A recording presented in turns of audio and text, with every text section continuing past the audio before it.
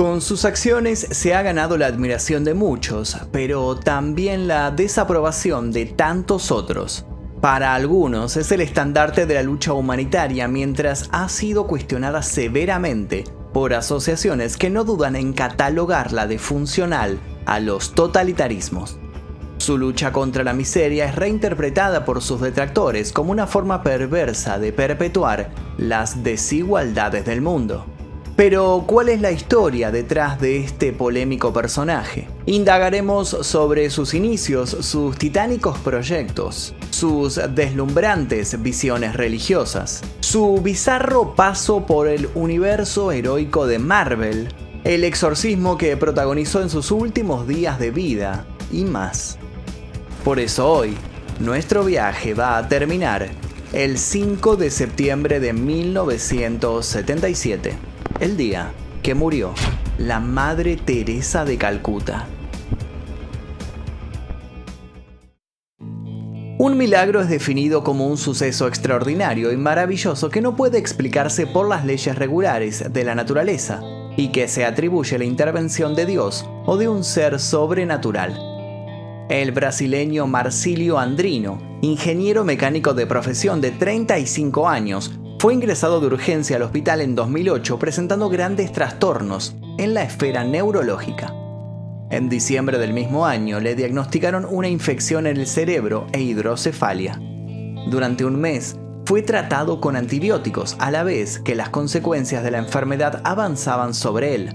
La mitad de su cuerpo quedó paralizado, tenía fuertes convulsiones, perdía la conciencia. Su estado se volvió delicado y pronto quedó catalogado de gravedad. Pero, ¿qué podía salvarlo? Según los médicos, solo un milagro. Decidieron someterlo de todos modos a una operación destinada a reducir sus dolores. Marcílio fue sedado, pero al poco tiempo y antes de que un bisturí se posara sobre él, abrió los ojos desorientado. Dos sensaciones lo invadían: una paz absoluta y la ausencia total de ese dolor de cabeza que durante tantos años lo había atormentado. Tras varios exámenes médicos, el paciente recibió el alta. De la grave patología que había padecido no había rastro. Pero ¿cómo podía estar ocurriendo aquello? La mujer de Marcílio, a diferencia de los doctores, no se mostró asombrada, sino que sonrió con orgullo. Ella tenía la respuesta. Durante todo el proceso, ella había encomendado la salud de su marido a una figura muy particular. Día y noche había rezado con asiduidad, entrega y constancia a una estampita que llevaba la imagen de la Madre Teresa de Calcuta, que para ese entonces llevaba más de una década muerta. El caso llamó la atención de todos y fue cubierto por los medios con gran entusiasmo. Sin embargo, no era la primera vez que algo así ocurría con la mítica monja. En 1998, una mujer india llamada Versa, de 34 años, a quien le habían encontrado un tumor ginecológico del tamaño de una pelota de fútbol, vio con angustia cómo su vida llegaba a su recta final, hasta que alguien le colocó sobre su vientre una medalla de la famosa religiosa. Entonces el tumor había desaparecido. La beatificación es la declaración oficial por parte del Papa de la ejemplaridad cristiana de la vida de una persona. Con dicho proceso se autoriza su culto a la Iglesia Católica en determinados actos o lugares. Para beatificar a alguien se necesitan al menos un milagro, el cual debe ser atribuido al individuo en cuestión. Luego de lo sucedido con Versa, la Madre Teresa fue beatificada. Más tarde, en 2016, fue canonizada. La canonización es la declaración oficial por parte del Papa de la santidad de un beato. En el caso de la canonización se necesitan dos milagros, uno en la etapa del proceso de beatificación y otro que haya tenido lugar luego de la beatificación. En lo que refiere a la Madre Teresa, ese segundo milagro fue el de Marcílio. En el momento en que se celebró la ceremonia en la que se le otorgaba el rol de santa, el Vaticano contaba con 1.800 informes de supuestos milagros ejercidos por la luminosa figura de la mujer. Muchos aplaudieron emocionados, alegando que el espíritu bondadoso de la Madre Teresa era tan fuerte e inquebrantable que la muerte no había podido detenerlo. Pero, ¿Fue todo tan así? Comencemos por el principio.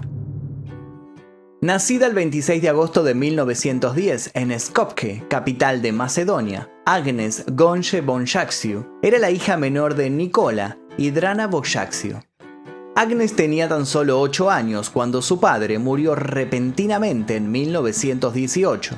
Muchos suponen que envenenado.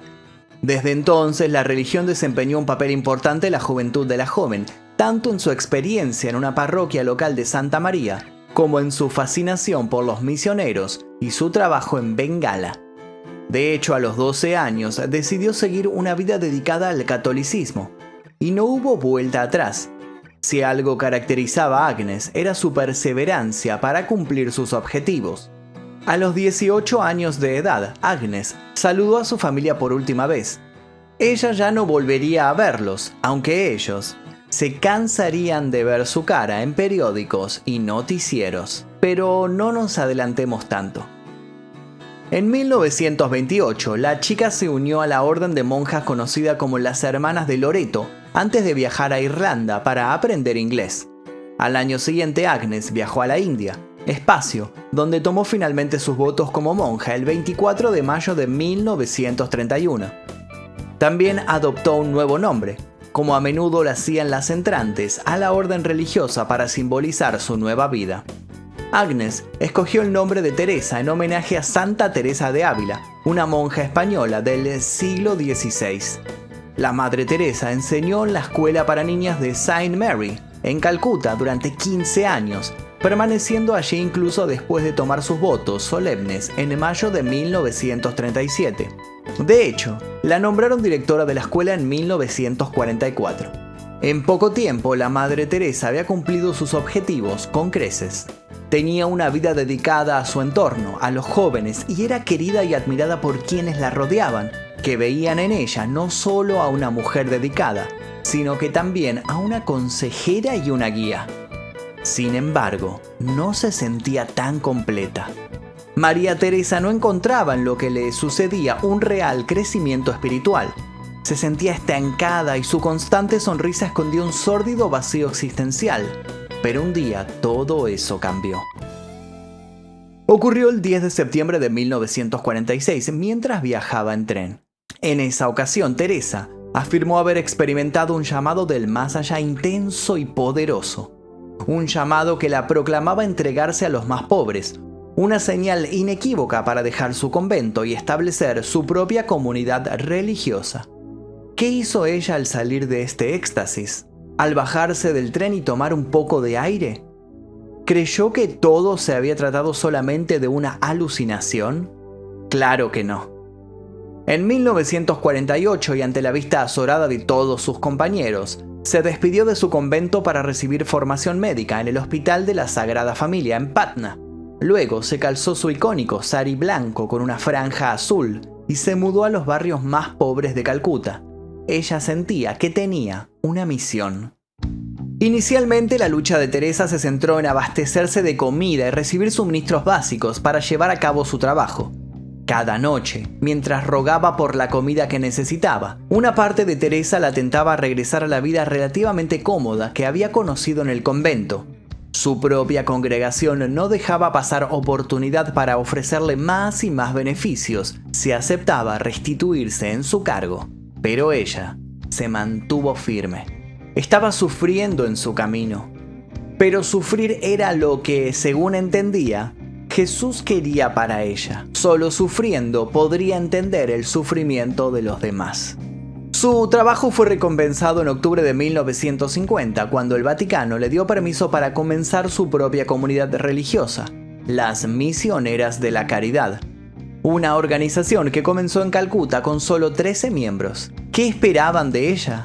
Que armara un grupo con apenas unos cuantos adeptos y que todos se organizaran para servir de apoyo a los necesitados de los alrededores. Nadie se imaginaba lo que terminaría sucediendo, ni el alcance mundial de todo este asunto.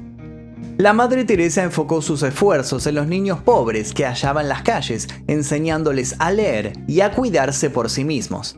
En 1952, la Madre Teresa comenzó la tarea por la que las Misioneras de la Caridad hoy son conocidas. Su orden recibió permiso de las autoridades de Calcuta para usar una parte de un templo abandonado de la diosa Kali, la diosa hindú de la muerte y la destrucción. Allí fundó el hogar de moribundos Kaligat. Ella y sus compañeras recogieron hindúes moribundos de las calles de Calcuta y los llevaron a este hogar para cuidarlos durante lo que les quedara de vida. Hacia mediados de los años 50, la Madre Teresa comenzó a ayudar a los leprosos. En 1965, el Papa Paulo VI, maravillado con la labor de la mujer, puso a las misioneras de la caridad bajo el control directo del papado. También autorizó a la Madre Teresa a expandir la orden fuera de la India, lo que hizo que pronto se abrieran centros para cuidar y tratar ciegos, inválidos, ancianos y moribundos en todo el mundo. A la congregación original, además, se le sumaron distintas y específicas ramas. El crecimiento del movimiento era innegable y generaba admiración en todas partes del globo. Su obra inspiraba a toda una generación e incluso Lady Di se acercó a ella con devoción. Las condecoraciones siguieron llegando, pero ella no se durmió en los laureles. En 1971, la Madre Teresa unió fuerzas con sus hermanas, estableciendo sitios para amparar a las mujeres maltratadas durante la confrontación bélica acontecida entre India y Pakistán. En 1979 le concedieron el Premio Nobel de la Paz. Modificó el protocolo al solicitar que el gasto de la cena de homenaje se añadiera al premio, unos 73.000 euros, para emplearlo en favor de los pobres. Para 1990, más de 3.000 monjas pertenecían a las misioneras de la caridad, ocupándose de centros en 25 países, número que no dejaría de crecer. Pero antes de continuar con esta meteórica carrera es necesario detenerse en otra cuestión. Como muchos otros creyentes dedicados al trabajo de cultivar la fe, Teresa pasó por momentos de duda y por póstumos instantes de revelación que incluyeron fervientes visiones. La Madre Teresa tuvo visiones de Jesús antes de fundar a las Misioneras de la Caridad, algo que no se supo sino hasta su muerte, cuando se encontraron cartas en las que se relataba esa experiencia y tantas otras similares. El periodo más profundo de esas experiencias transcurrió entre el 10 de septiembre de 1946 y el 3 de diciembre de 1947, cuando la Beata aún permanecía en las Hermanas de Loreto. La Madre Teresa escribió un día que durante la comunión le escuchó decir a Jesús: «Quiero religiosas indias, víctimas de mi amor, que sean como Marta y María, que estén tan unidas a mí como para irradiar mi amor a las almas». En otra de las visiones, Jesucristo le dijo a la Madre Teresa que en la nueva congregación debía haber hermanas obedientes cubiertas con la obediencia de la cruz. Luego de esta muy intensa época de visiones y locuciones del Señor, en 1949 la Madre Teresa comenzó a experimentar una terrible oscuridad y sequedad en su vida espiritual, una etapa que duraría 50 años, casi hasta el final de sus días, un tiempo que en la vida de fe puede llamarse la noche oscura. La noche oscura es un fenómeno de la vida espiritual en el que la persona es purificada antes de la unión íntima y transformante con Cristo. La unión de la Madre con Jesús fue descrita por ella como violenta, hondamente sentida y vívida. Luego, al empezar la obra con los pobres y la fundación de la congregación, vino esa nueva y prolongada oscuridad que ya no era preparatoria de otra etapa espiritual. Quienes la adoran alegan que Teresa aceptó su oscuridad interna para llevar a otros la luz. Tal magnetismo y fuerza tuvo su figura que para muchos fue incluso mucho más que una santa, tanto que en una época se convirtió en una Avenger. En el año 1984, las viñetas de Marvel fueron ocupadas por una mujer cuyo poder no era otro que el de la fe, la compasión y el amor absoluto. Sí, la Madre Teresa llegó a ser la heroína de un cómic. Así de popular era en esa época. Sin embargo, para otros, pudo haber sido tranquilamente una villana. La Madre Teresa de Calcuta tiene para muchos un lado oscuro del que no responde el Vaticano. Diversas investigaciones revelan que la monja implantó en sus hogares una cultura del sufrimiento de tal manera que los moribundos solo recibían aspirinas o un ibuprofeno ante un doloroso cáncer terminal. Son estos detractores quienes describen a sus centros como casas de la muerte, donde se permitían prácticas como la reutilización de agujas hipodérmicas. Aseguran a su vez que Teresa de Calcuta tenía menos interés en ayudar a los pobres y enfermos que en dedicar sus esfuerzos a la expansión de sus creencias religiosas fundamentalistas.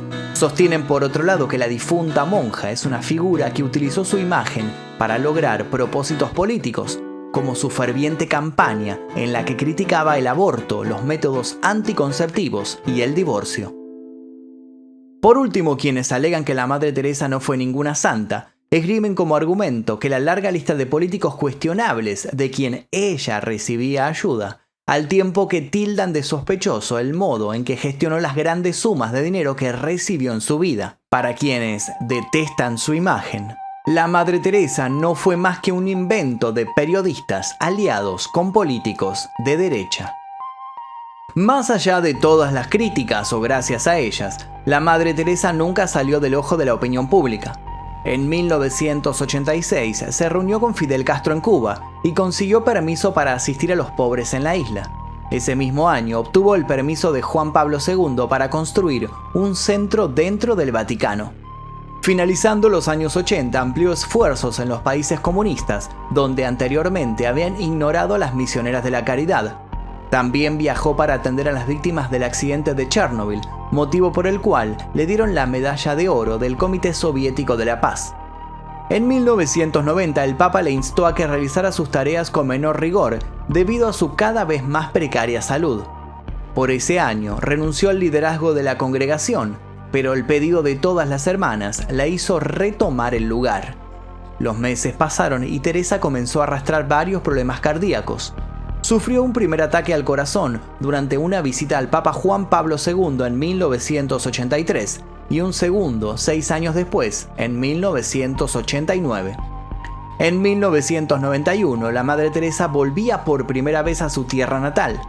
En 1993, fue hospitalizada por una congestión pulmonar, desarrollando ese mismo año la enfermedad de malaria. Más y más débil se acercaba a sus últimos años y fue entonces cuando sucedió uno de los hechos más controversiales y de los que menos se habla. Se supone que habría sido exorcizada. Durante una hospitalización que tuvo lugar en 1997, Teresa se sentía relativamente bien durante todo el día, pero al llegar la noche, comenzaba a mostrarse mal, irritada. Incluso se sacudía y gritaba de modo violento. Lo que estaba ocurriendo en aquellas 4 paredes llegó a oídos del arzobispo de Calcuta, Henry de Sousa, que llegó a una terrible conclusión. El diablo debía estar perturbando el sueño de la monja.